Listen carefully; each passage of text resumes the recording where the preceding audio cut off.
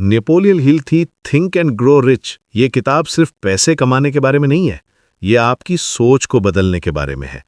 आज हम जानेंगे कि कैसे आपके विचार आपकी किस्मत बदल सकते हैं। सन 1937 में जब ये किताब छपी थी, तब दुनिया ग्रेट डिप्रेशन से गुजर रही थी। लोगों के पास पैसे नहीं थे, नौकरियां नहीं थीं। ऐसे समय में नेपोलियन हिल ने एक रेवोल्यूशनरी आइडिया दिया कि अमीर बनना सिर्फ लक या इनहेरिटेंस की बात नहीं है, ये एक साइंस है, एक फॉर्मूला है जिसे कोई भी सीख सकता है। उस समय जब लोग अनएम्प्लॉयमेंट और पॉवर्टी से जूझ रहे थे, हिल का ये मैसेज एक रे ऑफ होप की तरह था। उन्होंने साबित किया कि सर्कमस्टांसेस आपको डिफाइन नहीं करती, बल्कि आपकी माइंडसेट आपको डिफाइन करती है। हिल ने 20 साल तक रिसर्च की थी। उन्होंने उस जमाने के सबसे सक्सेसफुल लोगों का स्टडी किया था, Andrew Carnegie, Henry Ford, Thomas Edison जैसे लेजेंड्स को। और उन्होंने पाया कि इन सभी में कुछ कॉमन पैटर्न्स थे, कुछ प्रिंसिपल्स थे जो हर सक्सेसफुल पर्सन फॉलो करता था। ये रिसर्च सिर्फ थ्योरेटिकल नहीं थी। हिल ने एक्चुअली इन महान लोगों के साथ घंटों बिताए थे, उनकी डेली हैबिट्स ऑब्जर्व की थीं, उनकी थिंकिंग पैटर्न्स को समझा था। कार्नेगी ने तो हिल को पर्सनली चैलेंज किया था कि वो इन सक्सेस सीक्रेट्स को दुनिया के साथ शेयर करें। पहला और सबसे इंपॉर्टेंट प्रिंसिपल है डेफिनेट चीफ एम, यानी आपका एक क्लियर स्पेसिफिक गोल होना चाहिए। बहुत से लोग कहते हैं हमें अमीर बनना है, लेकिन ये काफी नहीं है। आपको एग्जैक्टली पता होना चाहिए कि आप कितने पैसे चाहते हैं, कब तक चाहते हैं और उसके लिए क्या करने को तैयार हैं। ये गोल इतना स्पेसिफिक होना चाहिए कि आप इसे पेपर पर लिख सकें, जैसे मैं 31 दिसंबर 2026 तक 10 लाख रुपीस अर्न करूंगा अपने डिजिटल मार्केटिंग बिजनेस के थ्रू। ये वेग विश नहीं है, ये डेफिनेट प्लान है। जैसे रतन टाटा जी ने भी अपने करियर की शुरुआत में क्लियर विजन रखा था। वो सिर्फ बिजनेस करना नहीं चाहते थे, बल्कि ऐसा बिजनेस बनाना चाहते थे जो इंडिया को ग्लोबली रिप्रेजेंट करे। ये स्पेसिफिक गोल था, वेग नहीं। जब टाटा मोटर्स ने नैनो कार लॉन्च की, तो ये भी एक डेफिनेट एम था। 1 लाख रुपए की कार बनानी है जो मिडिल क्लास फैमिलीज अफोर्ड कर सकें। भले ही कमर्शियली नैनो उतनी सक्सेसफुल नहीं हुई, लेकिन ये क्लियर विजन का परफेक्ट एग्जाम्पल है। दूसरा प्रिंसिपल है फेथ, यानी अपने गोल पर पूरा भरोसा। ये सिर्फ पॉजिटिव थिंकिंग नहीं है, ये डीप कन्विक्शन है कि आप अपना गोल अचीव कर सकते हैं। जब आपका सबकॉन्शियस माइंड इस बिलीफ को एक्सेप्ट कर लेता है, तो ये ऑटोमेटिकली उन अपॉर्चुनिटीज को अट्रैक्ट करने लगता है जो आपको सक्सेस दिला सकती हैं। फेथ का मतलब ये नहीं है कि आप ब्लाइंड ऑप्टिमिज्म रखें। इसका मतलब है कि आप अपनी कैपेबिलिटीज पे ट्रस्ट करें, अपनी प्रेपरेशन पे कॉन्फिडेंस रखें। हिल कहते हैं कि हमारा सबकॉन्शियस माइंड एक फर्टाइल गार्डन की तरह है। जो भी सीड्स आप इसमें प्लांट करेंगे वही ग्रो होगा।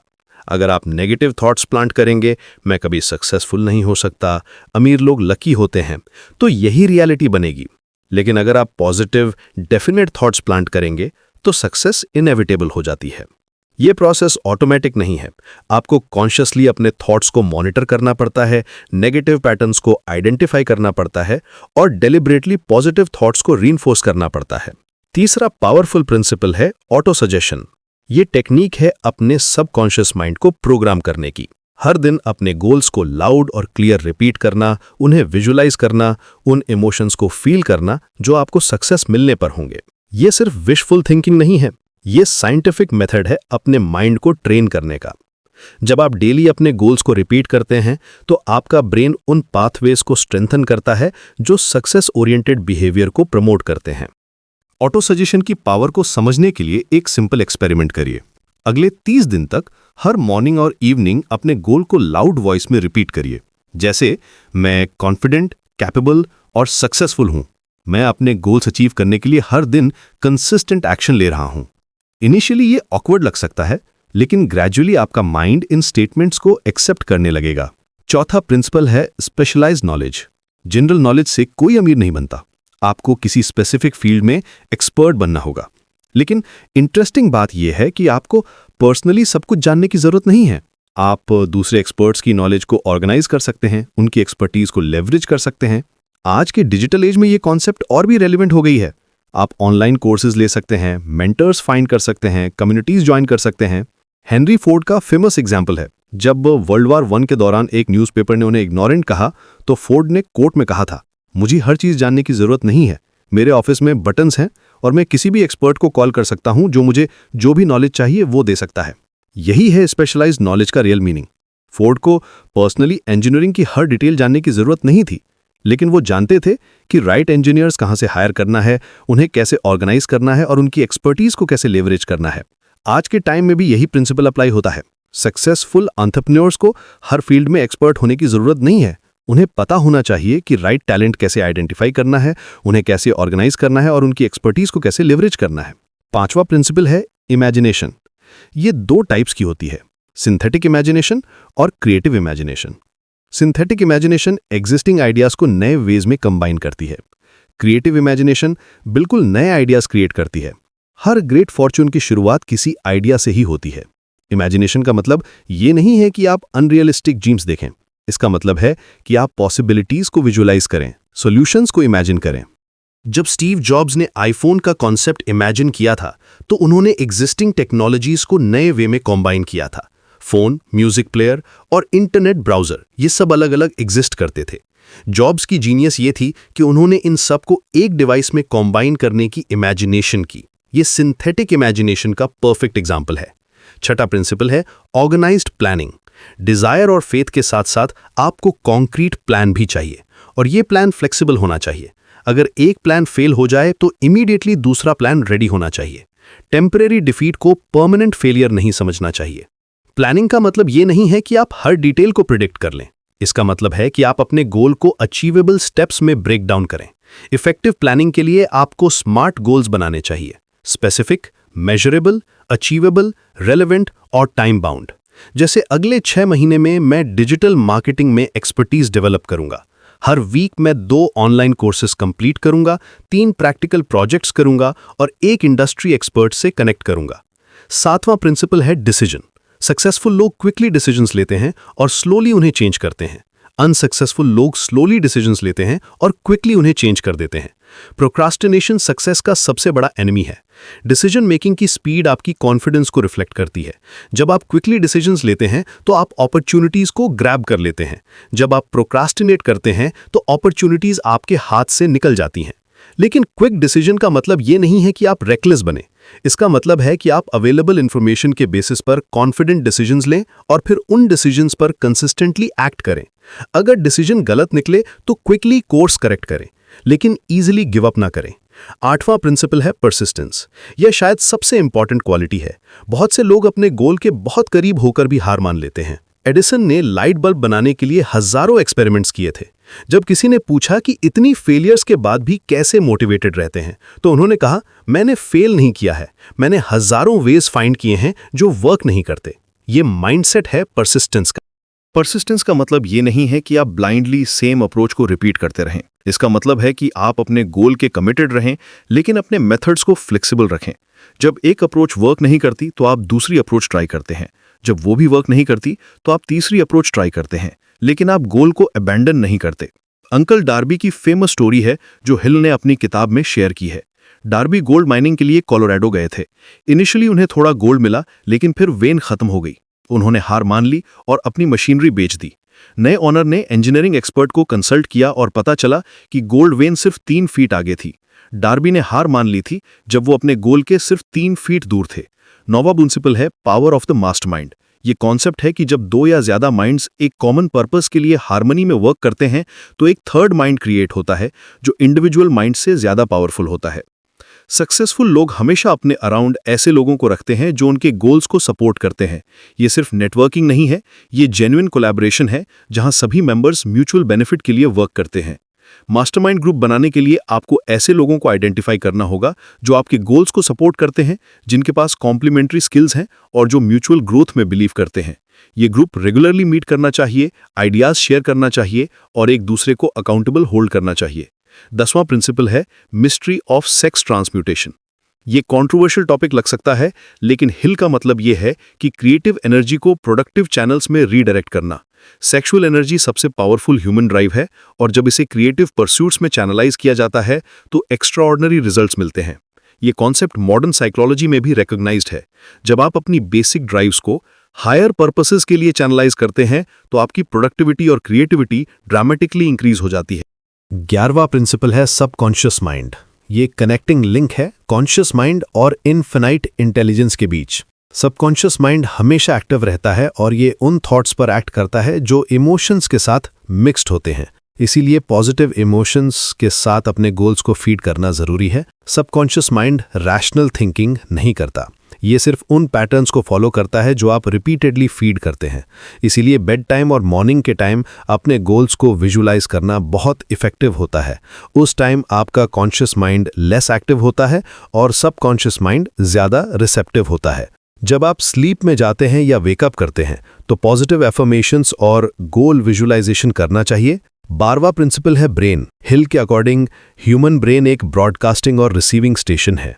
ये थॉट्स को ट्रांसमिट भी करता है और रिसीव भी। जब आप इंटेंसली किसी चीज़ के बारे में थिंक करते हैं तो आप उस फ्रीक्वेंसी पर ट्यून हो जाते हैं जहां सिमिलर थॉट्स और अपॉर्चुनिटीज़ एग्जिस्ट करती हैं। ये कॉन्सेप्ट आज के क्वांटम फिजिक्स में भी सपोर्ट मिलता है।